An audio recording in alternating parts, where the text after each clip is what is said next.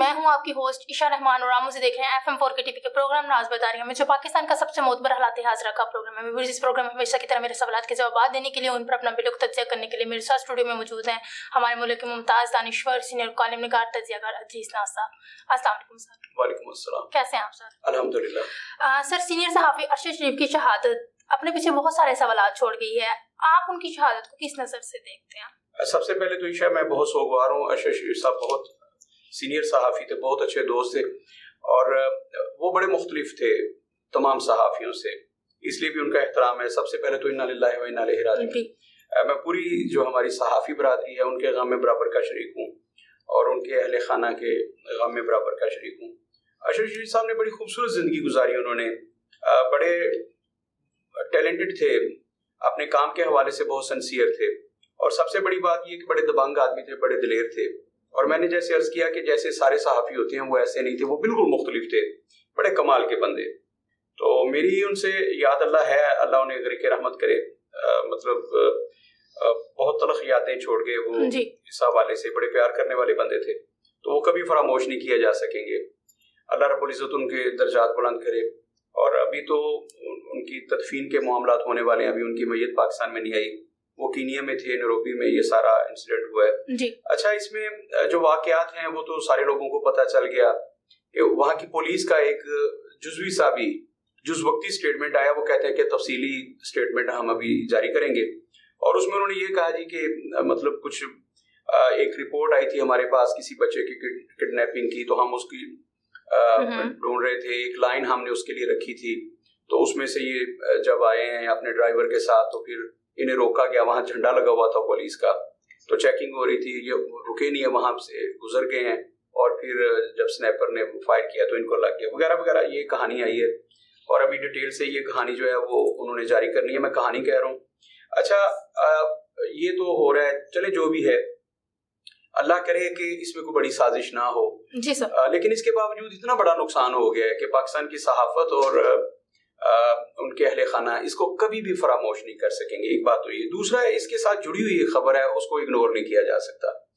कहा जा रहा है कि वो शरीफ खानदान की करप्शन पे एक डॉक्यूमेंट्री बना रहे थे, एक दस्तावेज बना रहे थे और मतलब जब उन्होंने इस पे वर्क शुरू किया उनके पास बहुत सारा मवाद था, बहुत सारा उनके पास ऐसी चीजें थी, ऐसे सबूत थे नाकाबिले तरदीद जो कहे जा रहे थे। वो उस पर वर्क कर रहे थे और कहा जा रहा है कि बहुत हद तक वो उसको कंप्लीट कर चुके थे अपनी डॉक्यूमेंट्री को। बहुत सारे सहाफियों से उनके राब्ते थे, वो उन्हें कहते थे कि मैं इस पे काम कर रहा हूँ और मुझे लगता है कि मुझ पे बहुत सारी धमकियां मिल रही थी, बहुत सारी धमकियां उन पे बहुत इदारों की तरफ से, बहुत सारे नामलूम लोगों की तरफ से उन्हें रोका जा रहा था कि आप अपनी हरकतों से बाज आ जाएं। ये जो उनके नजदीक हरकतें थी उनसे बाज आ जाए, वरना मतलब आपके साथ कुछ भी हो सकता है, आपका पता भी नहीं चलेगा। अच्छा ईशा, वो जब तक रिपोर्ट सामने ना थी, डॉक्यूमेंट्री सामने ना थी, उस वक्त तक किसी को खौफजदा होने की जरूरत नहीं थी। पहली बात तो ये कोई भी सहाफी हो, अरशद शरीफ साहब, एक इल्जाम तो उनपे है ना कि वो किसी एक की साइड लेते, यानी कि इमरान खान साहब की साइड लेते थे जी। याद रखिएगा, कोई भी शख्स, वो मैं हूं, आप हूं, कोई भी हो, जब उनपे ये होना कि वो एक तरफा किसी के मामला देख रहे हैं तो वहां पे साइड लेना मामूली सी बात है। जाहिर है कि उनका झुकाव एक तरफ है, तो डेफिनेटली उस डॉक्यूमेंट्री को हम 100% नहीं कह सकते कि ये जो डॉक्यूमेंट्री थी वो बिल्कुल शफाफ होगी। उसमें कहीं ना कहीं झोल हो सकता था, कहीं ना कहीं ऐसा हो सकता था, लेकिन इसका फैसला उसी सूरत हो सकता था वो आती, हम उसे जांचते। फिर शरीफ फैमिली के पास भी मौका था, वो अगर उनके खिलाफ थी अगर जी, तो उनके पास मौका था, वो उसकी तरदीद करते सारी की सारी, कि उन्हें कौन पूछने वाला है। मतलब उन पे कभी वो जो उंगली उठा के ऐसे कहते हैं शहबाज शरीफ साहब के मुझ पे धेले की करप्शन साबित हो जाए तो मैं सियासत छोड़ दूंगा, मेरा नाम शहबाज शरीफ नहीं, वगैरह वगैरह। तो भाई उन पे कोई धेले की करप्शन साबित कर सकता था। अरशद शरीफ साहब के पूरे पाकिस्तान की अदालतों ने घंगाला है उन्हें, पाकिस्तान की सबसे बड़ी अदालत, पाकिस्तान के सबसे बड़े अदालतों नैब ने और FIA ने उनको घंगाला है, और उसके बाद वो धेले की करप्शन साबित नहीं कर सके, वो बाइज्जत बरी हो गए। भाई अरशद शरीफ की एक छोटी सी डॉक्यूमेंट्री से आपको क्या नुकसान होना था? आप इतने खौफजदा क्यों थे? ये अगर इल्जाम दुरुस्त है, उस हवाले से बात कर रहा हूं, तो इसका मतलब ये कि उस डॉक्यूमेंट्री को नहीं आने दिया गया। अल्लाह करे वो डॉक्यूमेंट्री आए, जितना उनका काम हुआ था वो कंप्लीट और वो सामने आए, पता तो चले।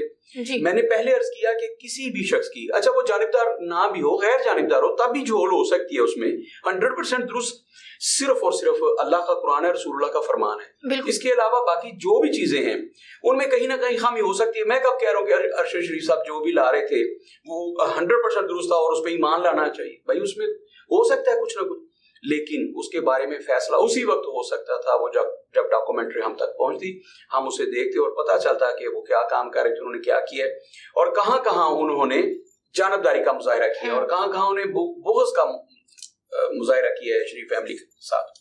तो ये तो उसी वक्त हो सकता। अब तो वो चैप्टर क्लोज हो गया, तो उससे इतने खौफजदा हो जाना किसी का भी, ये बात जो है अगर ऐसा दुरुस्त है, अगर ये रिपोर्ट दुरुस्त है, तो अभी बहुत सारे सहाफियों के बयान आए हैं, कुछ कह रहे हैं कि मेरे से ये बात हुई थी, मुझे ये कहा, मुझे ये कहा।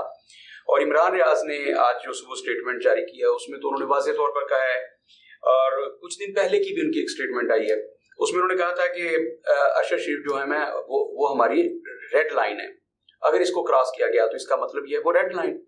अच्छा, तो ये स्टेटमेंट है उनकी, और मुझे उनसे कभी भी इत्तेफाक नहीं रहा। मैं बार बार कहता रहूं कि इमरान रियाज जो हैं वो चूंकि इस वक्त स्पोक्समैन है, इस वक्त तर्जमान है इमरान खान साहब के पीटीआई के, तो मेरे नजदीक उनकी बात इतनी मुतबर है। लेकिन इस हवाले से उनकी बात मैं 100% उनसे मुत्तफिक हूँ कि अरशद शरीफ साहब जो थे वो रेड लाइन थे सहाफत की। जो सहाफी अब भी बुग़्ज़ इमरान में या हुबे आले शरीफ में इस हद तक चले गए हैं कि उनकी मौत को एक छोटा सा सानिया करार दें, ईशा मुझे उन पे अफसोस है। एक बहुत बड़ा आदमी गया है, बहुत बड़ा सहाफी गया है, बहुत अच्छा दोस्त गया है, तो मैं तो बड़ा सोगवार हूँ। जी सर। अभी मैं अपने स्टाफ से बात कर रहा था कि हम उनके साले स्वाब के लिए फौरी तौर पर, अभी उनकी तदफीन हो जाती है तो हम यहाँ अपने ऑफिस में FM न्यूज में यहाँ उनके साले स्वाब के लिए हम एक महफिल का इनेकाद करें और ताज़ीती रेफरेंस रखें जी। और मेरी उनसे जो यादें हैं वो मैं शेयर करूँ अपने दोस्तों के साथ। ईशा, जो लोग ये समझ रहे हैं ना, इमरान खान साहब उनके घर चले गए हैं आज से चंद घंटे पहले, इमरान साहब उनके घर गए आज सुबह और उन्होंने वहां जाके कुछ ऐलानात भी किए हैं कि मतलब इसकी जुडिशियल इंक्वायरी की जाए। इसी तरह शेर रशीद साहब, सभी लोग कह रहे हैं कुछ ना कुछ। ईशा, मैं एक बात बता दूं, इस मुल्क में मुझे बताइए कि लियाकत अली खान साहब से ज्यादा मजबूत थे ये बंदे, अरशद शरीफ साहब। लियाकत अली खान जो थे वो इस मुल्क के चीफ एग्जीक्यूटिव थे, बड़े पावरफुल। उस जमाने में एस्टेब्लिशमेंट इतनी हावी नहीं हुई थी इक़्तिदार पे, तो उनको कत्ल किया गया, उनको गोली मारी गई मजमे में, वो जलसा कर रहे थे, गोली मारी गई। क्या उसकी रिपोर्ट आ गई है? और उसके जो भी उस बंदे ने तो अपने आप को वहीं सुसाइड कर ली थी ना, लियाकत अली खान साहब ने फायर किया, उसके बाद उसने अपने आप को कत्ल कर लिया, खुदकुशी कर ली उसने। तो क्या वो सारे जो उसके किरदार थे वो सामने आ गया कि किसके कहने पे ये गया? भाई उस बंदे का क्या था लियाकत अली खान से लेना देना? 2 टके का वो बंदा था जिसने फायर किया लियाकत अली, वो तो 1 टके का बंदा था ना जिसने पैसे लिए होंगे, वो तो उजरती कातिल होगा। उसने जाके मजमे में तकरीर कर रहे थे, लियाकत अली खान साहब उन पे फायर किया। अच्छा, जिस किसी ने भी मोहतरमा बेनजीर भट्टो पे फायर किया, उसका मोहतरमा बेनजीर भट्टो से क्या लेना देना था? क्या वो उनका विरासत में हिस्सेदार था मोहतरमा के? उसका क्या लेना? वो 1 टके का बंदा था जिसने भी फायर किया। मेरी बात शायद उस तक भी पहुंचा और वो भी सुन ले। जिन लोगों ने मुहतरमा को कत्ल करवाया था वो तो कोई और थे ना, बेनिफिशियरी तो कोई और थे जी। अच्छा, वो कहते हैं एजेंसियां थी, कुछ कहते हैं परवेज मुशर्रफ थे, कुछ ने कहा जी आसिफ अली जरदारी साहब ने। भाई मुझे नहीं पता किसने किया, जिस किसी ने भी किया उसके मामलात कुछ और थे, और जिसने कत्ल किया जाके मुहतरमा को गोली मारी, जिसने उसका तो कोई लेन देन नहीं था, उसका तो कोई लेन देन नहीं, वो तो उजरती कातिल था। पता नहीं उसने करोड़ लिया, 10 करोड़ लिया, 50 करोड़ लिया, 1 अरब लिया, जो भी उसने लिया, उसका मुहतरमा से कोई लेना देना नहीं था। इतनी बड़ी शख्सियत दुनिया से गई। अच्छा, आप बहुत पीछे चले जाएं, 1948 में कायदा रहमतुल्लाह अलैह की शहादत हुई है। उनको जो एम्बुलेंस दी गई, भाई वो पहले गवर्नर जनरल, उस वक्त सदर पाकिस्तानी ना होता था, उस वक्त सूबों में गवर्नर होते थे और वफाक की जो अलामत था वो गवर्नर जनरल था। बाद में उसे प्रेसिडेंट कर दिया गया। अच्छा, पाकिस्तान के मनसब सबसे बड़े मनसब पे बैठा हुआ शख्स बानी है पाकिस्तान, उनका बेईमाना कत्ल हुआ। उसे मैं कत्ल कह रहा हूँ, उनकी भी शहादत हुई है। उनका कत्ल हुआ, एम्बुलेंस है, उसे रोड पे रोक दिया गया और उसमें पेट्रोल नहीं है, वगैरह वगैरह जो भी था।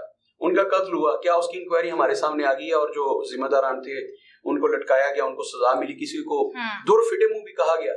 कायदे आजम से लेकर लियाकत अली खान से लेकर जियाउल्लाह, उनका तो छोड़ देना आप, भट्टो के साथ जो हुआ, और जियाउल्लाह की अभी तक हमारे पास इंक्वायरी नहीं आई कि हुआ क्या था। बस एक त्यारा क्रैश हुआ और उसमें आपके सदर पाकिस्तान इन्ना लिल्लाहि व इन्ना इलैहि राजिऊन, उसके बाद मोहतरमा बेनजीर भुट्टो, मुझे बताइए इतने बड़े लोग गए हैं जो पाकिस्तान के चीफ एग्जीक्यूटिव, उनका पता नहीं चला। तो क्या अरशद शरीफ का जो कत्ल है उसमें देखिए बड़ी खूबसूरती है, उसमें बड़ा हुस्न है कातलों के छुपने के लिए। वो है पुलिस मर्डर, उसमें किसी का नाम ही नहीं आना। बड़ी खूबसूरत सी एक रिपोर्ट आनी है कि जनाब एक लाइन थी जिसके लिए जो पुलिस के लिए मखसूस थी, वो किसी कातिल को तलाश कर रही थी, वो किसी मुजरिम को तलाश कर रही थी, वो किसी किडनैपर को तलाश कर रही थी। ठीक है ना, ये कहानी आनी ना कि एक मुजरिम था, हम उसको तलाश कर रहे थे और एक रो हमने मखसूस की थी कि यहाँ गाड़ियां चेक होंगी, तो उस पे पुलिस का झंडा भी लगा हुआ था, ये भी था नैरोबी में। तो वहां से वो गुजरे हैं, हमने रोका है, वो रुके नहीं, उन्होंने बैरियर तोड़ दिया, उन्होंने ये कर दिया, वो सारी वायलेशंस की। तो हमें ये था कि ये मशकूक बंदा है, वही है, तो हमने फायर किया तो उसकी डेथ हो गई है। अच्छा, ये वहां की पुलिस ने लिखी और पुलिस के पास तो ये इख्तियार है कि कोई भी शख्स जब कानून को तोड़ के ऐसे बैरियर तोड़ के पुलिस का, तो उनके पास इख्तियार है कि वो उसको मुजरिम समझ के उसका पीछा करे और अगर वो नहीं रुकता तो उस पर फायर भी कर दे। तो कहानी तो साफ होगी। सबसे मजलूम जो कत्ल हुआ है जिसकी आप इंक्वायरी, जुडिशियल इंक्वायरी कराएंगे, वो अरशद शरीफ का कत्ल है। यहाँ मुहतरमा को कत्ल किया गया, उन्होंने तो कोई वायलेशन नहीं की थी बाबा, उन्होंने तो कोई रोड क्रॉस नहीं की थी, उन्होंने तो कोई इशारा नहीं तोड़ा था। मुहतरमा का कत्ल हो गया, भरे मजमे में हो गया, वो जलसा गाह से बाहर निकली है लियाकत बाग से, तो उनको कत्ल कर दिया गया, उनकी शहादत होगी। लियाकत अली खान ने क्या जुर्म किया था, वो किसी ऐसी रो में चले गए थे, वो किसी जेल से भाग रहे थे, तो उनको शहीद कर दिया गया। तो अरशद शरीफ साहब का ये जो लोग कह रहे हैं, इमरान खान साहब, ये जितने भी लोग कह रहे हैं, पूरे मुल्क के अवाम कह रहे हैं कि अरशद शरीफ साहब जो हैं उनकी जुडिशियल इंक्वायरी की जाए। तो बाबा जुडिशियल इंक्वायरी, आप कितने मासूम लोग हैं, उसके बाद क्या होगा? जुडिशियल इंक्वायरी आएगी, नैरोबी के लोग, कीनिया के लोग, उनकी पुलिस कह देगी कि ये हमारे हाथों से और गलतफहमी का नतीजा है। तो ना वहां तो किसी को मुअत्तल भी नहीं किया जाना, सस्पेंड किया जाना या सजा तक पहुंचना बहुत दूर की बात है। तो ये जो कत्ल हुए, यहाँ अदालती कत्ल हुए हैं, जुडिशियल मर्डर्स हुए हैं, भाई उनका फैसला हो गया, वो सामने आ गए। तो कितने भोले लोग हैं जो ये समझते हैं कि अरशद शरीफ साहब का जो कत्ल है वो सामने आ जाएगा, इंक्वायरी होगी, शफाफ इंक्वायरी होगी, तो उसमें जनाब उसके जाके एंड पे हमें मियां शहबाज शरीफ साहब लटकते हुए और नवाज शरीफ साहब लटकते हुए, मरियम बीबी लटकती हुई, हमजा शहबाज लटकते हुए नजर आएंगे। कितने बेवकूफ लोग हैं वो कि वो समझते हैं कि ये सारी डोरियां जो हैं राणा सुनावला तक पहुंचनी है, खुर्रा उनके घर तक पहुंचना है। बेवकूफ लोग हैं, कभी ये सोचना भी नहीं चाहिए। पाकिस्तान में तो यहाँ पे कराची की सड़क पे उन्हें कत्ल कर दिया जाता, दिन दहाड़े कत्ल कर दिया जाता, और वो अपनी फैमिली के साथ होते, अपने मासूम बच्चों के साथ होते, और वो शॉपिंग कर रहे होते, वो पिज्जा खा रहे होते, तो तब भी अगर उन्हें गोली मार के कत्ल कर दिया जाता तो किसी ने पूछना भी नहीं था, कोई कातिल भी नहीं मिलना था। वो तो कीनिया में नैरोबी में कत्ल हुए हैं और पुलिस वाले कह रहे हैं कि हमारे हाथों से गलतफहमी का नतीजा है, गलती से उनका कत्ल हो गया। तो इसका क्या निकलना है? ये बड़े मासूम से लोग हैं ये जो कह रहे हैं। पाकिस्तान में तो कुछ भी नहीं होने वाला, यहाँ पे तो जो इंक्वायरी होती हैं। अच्छा, मैं बहुत सारे सवाल हैं, जो सानिया मॉडल टाउन है, क्या उसका फैसला हो गया? बहुत सारी चीजें ईशा, मैं तो दुखी हूँ। बस ये कह सकता हूँ कि अल्लाह रब्बुल इज्जत, वो अभी 50 साल के नहीं हुए थे अरशद शरीफ साहब, अभी यूं समझ ले कि वो तो बूढ़े भी नहीं थे, वो तो अभी सोच रहे थे कि मैं जवानी को खैर बात कह के बुढ़ापे में दाखिल हो जाऊं। वो तो स्टेज पे थे। उनकी शहादत जो है वो मुझे बहुत दुखी कर गई है। उनके बच्चे हैं, अल्लाह रब्बुल इज्जत उनको बच्चों को सब्र जमील दे, उनके अहले खाना को सब्र जमील दे, पाकिस्तानी कौम को सब्र जमील दे। और वो जो बददुआएं होती हैं, जैसे मैं कहा करता था ना कि जब 1971 की और 65 की जंग हुई तो हमारी माएँ दुआएं किया करती थी कि या अल्लाह दुश्मन दिए तो पैंच कीड़े पै जान। वो तो कभी नहीं ना पढ़ सकते, लेकिन कितने मासूम थे। तो उसी तरह अपने माँ बाप की तरह मासूमियत से दुआ करता हूँ कि जिस किसी ने भी ये डिजाइन किया था, उसके कत्ल का मंसूबा बनाया, जहां जहां भी बना और जो उसमें मुलविस है, अल्लाह रब्बुल इज्जत उसको इबरत का निशान बना दे। उसकी लाश में कीड़े पड़े, उसको कब्र ना मिले, उसको मट्टी ना मिले। जिसने भी ये किया है, जो उसमें शामिल है, एक बड़ा शख्स है और उसकी जो शहादत है वो रायगा नहीं जाएगी। जी, आज का सर मेरा दूसरा सवाल आपसे ये है कि आज इमरान खान साहब के केस की नाहली के हवाले से जो केस था इस्लामाबाद हाईकोर्ट में, उसकी समाअत हुई। चीफ जस्टिस अतर मिनल्ला ने साफ ये कह दिया है कि इमरान खान साहब सिर्फ मियां वाली की सीट से नाअहल हुए हैं, अदरवाइज वो किसी भी सीट से ज़िमनी इलेक्शन लड़ सकते हैं। आप इस सारे मामले को किस तरह? मैंने ट्वीट किया जब ये मैंने उनका फैसला सुना तो ट्वीट किया। वैसे तो डर लगता है हाथ बांध के, वो पता है ना जब बादशाह सलामत के हुजूर कोई बादशाह कहता था कि मुझे बताओ इसकी वजह क्या है, तो जिसमें बादशाह के मुलव्वस होने का रत्ती बराबर इम्कान होता था, या बादशाह का समझा जाता था कि बादशाह को नागवार गुजरी, तो पहले कहते थे जान की अमान पाऊं तो बादशाह सलामत कुछ अर्ज करूं, तो बादशाह जब जान की अमान दे देते कि चलो ठीक है तुम्हें मैं कत्ल नहीं करवाऊंगा, तो फिर वो मुद्दा बयान करते थे। तो मैं अतर मिनल्ला साहब से जान की अमान पाते हुए कहीं तो हिन्ने अदालत ना लगा दें, वो तो कुछ भी कर सकते हैं ना, तो उनसे हाथ बांध के अर्ज करूंगा हुजूर पहली बात तो ये कि उन्हें 5 रुकनी बेंच ने नाअहल किया तोशा खाना से। उन पे एलिगेशन क्या था कि ये सादिक और अमीन नहीं है, इन्होंने झूठ बोले, अपने गोशवारों में वो बात छुपाई है, इनके जो बैंक अकाउंट्स हैं और जो इनके गोशवारे उनसे मैल नहीं खाते, वो मैच नहीं करते, इन्होंने वहां कुछ कहा है और इनके एहसासे कुछ है। ये कहा तोशा खाना में जो चीजें थी जो चोरी का कह रहे हैं बार बार, अच्छा वो मिसाल के तौर पर 1 लाख की थी और उन्होंने 10 रुपए दिए, ये उन पे इल्जाम थे।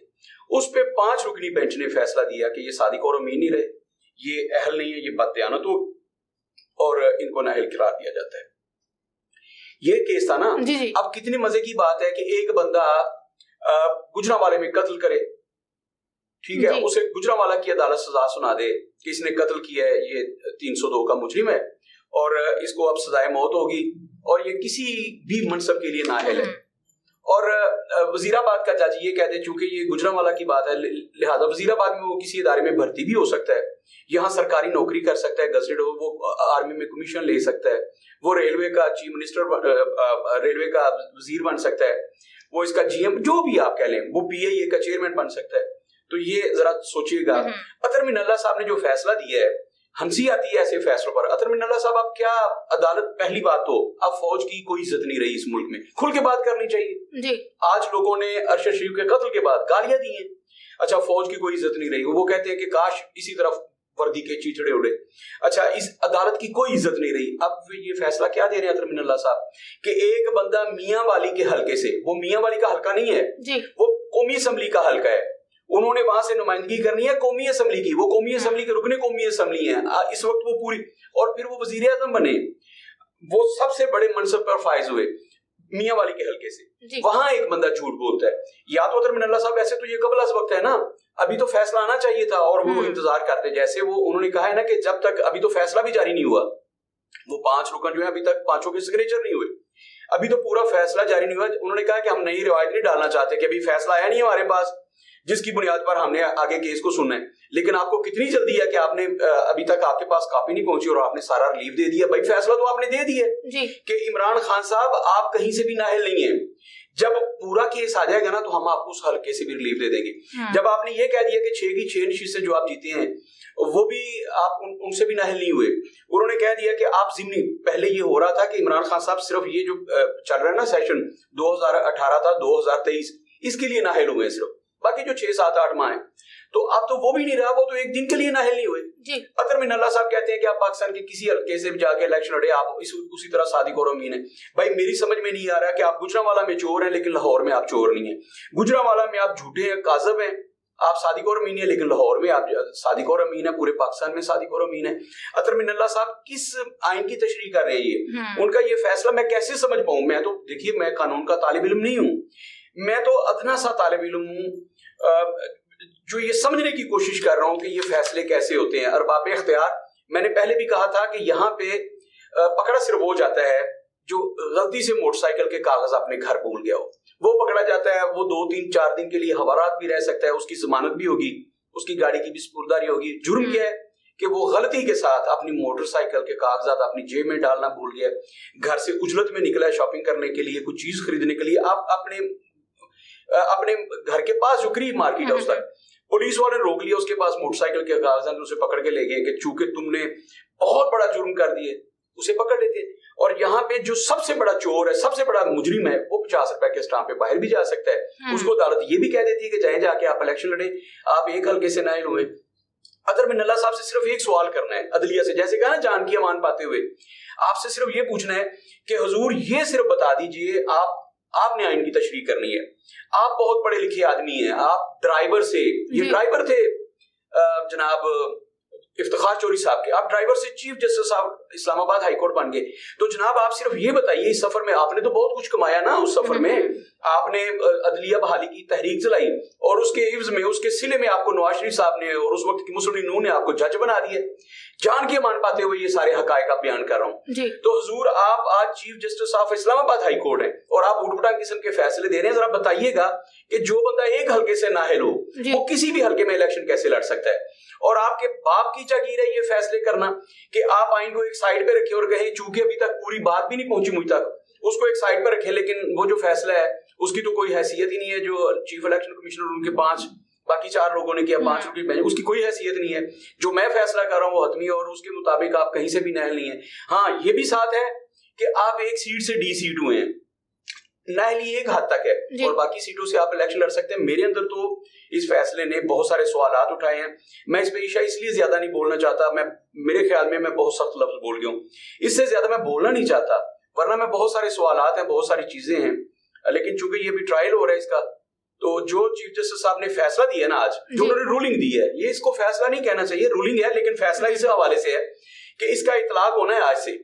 उन्होंने जाके इलेक्शन लड़ना है जिन हलकों में वो जिमनी इंतखाबात लड़ रहे हैं, और उसके बाद फिर इसकी जिमनी हैसियत रह जानी है। भाई वहां से नाअहल है तो 6 सीटें तो उनके पास है, वो तो नाअहल हुए नहीं एक सेकंड के लिए भी, वो किसी एक सीट से हलफ ले लेंगे। अगला इलेक्शन ना भी लड़े तो आपके फैसले ने तो बता दिया कि इमरान खान साहब पर कोई किसी किस्म की सजा नहीं है, वो बिल्कुल साफ और शफाफ है और वो दूध में तुले हुए हैं। ये फैसला आ गया है ईशा, तो मैं तो इस पे बोलना भी नहीं चाहता। बाहर क्या अतर मिनल्ला साहब ने रही सही जो साख है वो खत्म कर रहे हैं, और मुझे लग रहा है कि जो कुछ इस वक्त फौज कर रही है और जो कुछ इस वक्त अदलिया कर रही है, इनका एहतराम उठ जाएगा, लोग इन पे थू थू करेंगे, कोई इनकी तरफ देखेगा भी नहीं। और ये शराफिया की सिर्फ अदालतें बन के रह गई हैं, रात के 12 बजे 2 बजे खुल जाती है शराफिया को इंसाफ देने के लिए। गरीब जो है मुझ जैसे वो रुल रहे हैं। आप अरशद शरीफ के कत्ल को देखिएगा, उसका कुछ नहीं बनने वाला, कुछ भी नहीं बनने वाला उसका, हमें इंसाफ नहीं मिल सकता, आम आदमी को इंसाफ नहीं मिल सकता। यहाँ पर सिर्फ उसे इंसाफ मिल सकता है जिसने या तो खरबों रुपए की करप्शन की है, या जिसने अपने भांजे भतीजे अपने ताल्लुक वाले जज लगवा दिए हैं, फौज में भेज दिए हैं, ब्यूरोक्रेट लगवा दिए, उनको इंसाफ मिल सकता है। आप सबको पता है क्या हो रहा है इस मुल्क में, जिस बंदे का कहीं हाथ नहीं पड़ता, जिसका कोई ताल्लुक नहीं है, जिसकी कोई रिश्तेदारी नहीं है जजेस के साथ, फौजियों के साथ, मतलब जर्नलों के साथ, ब्यूरोक्रेट्स के साथ, उसको इंसाफ नहीं मिल सकता। वो रुल के मरना उनके नसीब में है, उन पे तो हीने अदालत भी लग जाएगी। और इमरान खान साहब कितने दिलेर हैं, जरा एक जुमला सुन लीजिए, ये जुमला मुझे अचानक से आ गया तो मैं बोलना चाहूँ। इमरान खान साहब इतने दिलेर हैं, वो कहा करते थे मैं किसी के आगे नहीं झुकूंगा, और ज़ेबा चौधरी साहबा वो अपनी एडिशनल सेशन जज वो लिया वाली, वो अपनी अदालत में भी बैठे थे, और इमरान खान साहब इतने दिलेर हैं कि खाली कुर्सी को जाके सलाम करके सल्यूट करके खाली कुर्सी के आगे हाथ बांध के खड़े हो गए थे और खाली कुर्सी से माफी मांग के आ गए थे। इतने तो दिलेर हैं ये। खैर, इमरान खान साहब जाने और अदलिया जाने के उनको कहां कहां रिलीफ देना है, वो लाडले, इसमें कोई शुबा नहीं रहा। इमरान खान साहब के लिए, नवाज शरीफ के लिए, शहबाज शरीफ के लिए और अशराफिया के लिए कानून हो रहा है, और मेरे और आपके लिए हो रहा है। ये तो साबित हो गया आज के फैसले के बाद।